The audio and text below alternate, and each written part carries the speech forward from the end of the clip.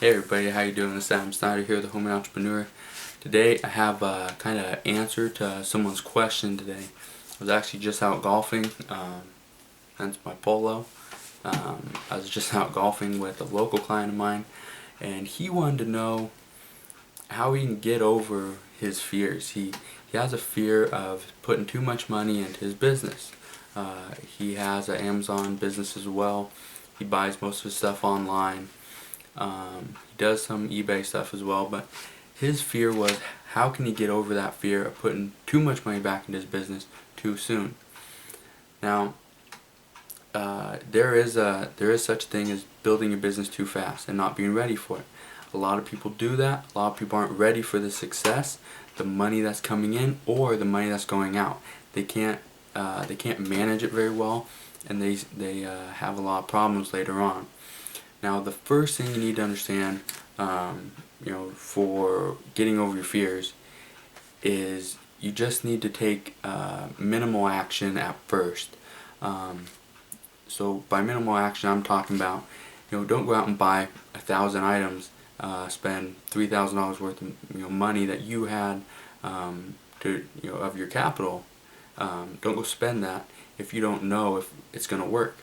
So an example of that, when I first started Amazon FBA, I only sent in a very few amount of items. The first time I did it, I sent in a book.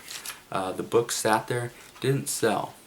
Now, I wasn't sure why, and so I decided I'm gonna scan some more items, find stuff that's really low in rank, still a profitable item. Not extremely profitable, but I just wanted to see how it would work. If I send that item into Amazon, how fast would it sell? So I ended up buying, I don't remember exactly what it was, but I bought it at Target. I bought 4 of these items, sent 2 into Amazon, kept 2 at my office. The 2 I kept at my office never sold. They never sold through Amazon Merchant Fulfilled. The 2 that I sent to Amazon sold within 2 days. So obviously I knew it worked. I sent the other 2 into Amazon. They sold within 2 or 3 days as well. So then I knew through that minimal action that I took, send in a few items, see if it sold, I knew whatever I did with that first book obviously wasn't working. Well, later on I discovered, check that book, the rank was right about 2 million, something like that. It ended up selling about 6 months later, but I didn't want to wait 6 months. I wasn't going to tie up thousands of dollars of my capital in order to buy all this stuff that wasn't going to sell. And so that's kind of why I say take minimal action and just at least get started, at least so that you know if it's going to work or not. Next thing, everybody makes a business plan and plans for success. Now, if you've ever seen the line of, not the line, but the path to success, it's never straight. You never see somebody start down at the bottom and go up. It never works that way. Start down at the bottom, go up, go down, come back around. The whole thing, before they reach a successful level, it's never straight. Okay, so if every time you make a business plan, which I highly recommend if you haven't already, but anytime you make a business plan, if you're always planning for success and you're never reaching that level, there's a reason for it. Stop planning for success. Plan for failure.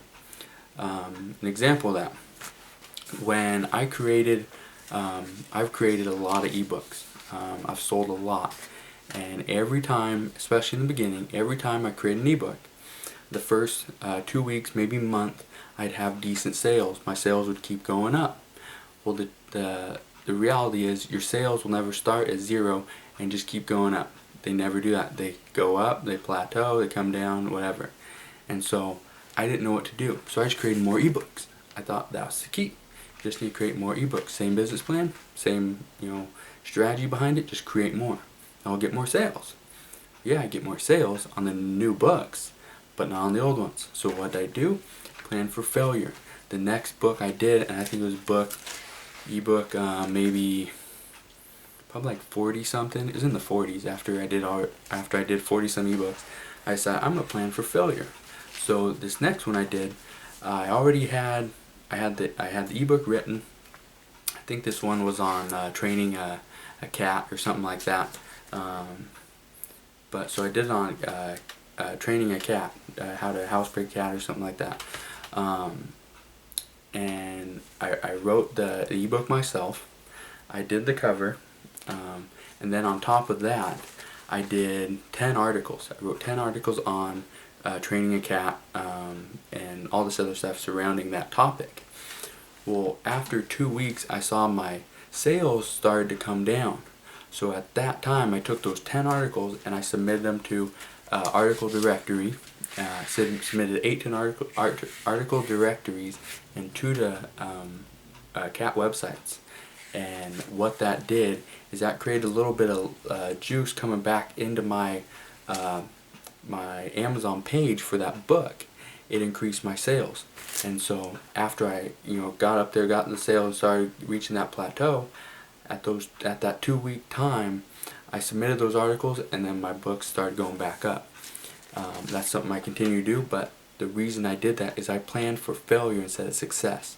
I didn't think my book was going to make it and just the sales just keep going up. I knew it was going to hit that plateau, and at some point I had to get it going up. And the way I did it is I planned for failure. I wrote those 10 articles and I submitted them when I saw that my book sales started to plateau. And so that's just an example. You need to plan for failure no matter what you're doing in order to overcome those obstacles. The next thing, hire help. Yes, I do consulting. If you need help with anything, let me know. I'll see what I can do. I do have one open spot. I've had a few people hire me for a few weeks. They've gone on, seen quick success, so I'm happy for them. But yeah, if you need help, let me know. There's other consultants out there, other people that help you with your business as well. Don't know what they charge, don't know really where to find them, but there's a lot out there. So hire a consultant. They will help you with business. It's a good investment. I've done it myself. I paid a lot of money for a consultant, for a business consultant, and for a marketing consultant, and it's really helped out. The next thing is just take a vacation. I do it twice a year, every 6 months. I usually do it in maybe not every 6 months. I usually do it in August, and I do it in January. I like to start off my year with a decent vacation. Where I go is usually up in the air. We usually decide that, my wife and I decide that, or if I'm going with friends, we decide that right around November, December, and we go in January. My August vacation, I always go to Las Vegas with my wife. It's a great vacation. Just kind of get out there, clear your mind, live life. If you're like me and you work 60, 80 hours a week doing all this different stuff, yeah, you need time to yourself. And then usually take a guy's trip, just myself, some friends of mine, and he's my brother. We always go to Las Vegas or somewhere fun, gamble, do whatever we want to do, just hang out by the pool. It's always fun. So, take a vacation if you need to. It's a good investment into yourself. You can't put all your money back into your business. You need to invest in yourself, whether it's vacation days or maybe a gym membership. Maybe you're just stressed out. You just need to work out a little bit or something. I don't know. But again, if you have any questions, if you want to know about any consulting options, please comment below. I'll be happy to answer those for you. If you're not yet a subscriber, please click that button right there and become a subscriber today. And I'll see you on the next video. Alright, take care.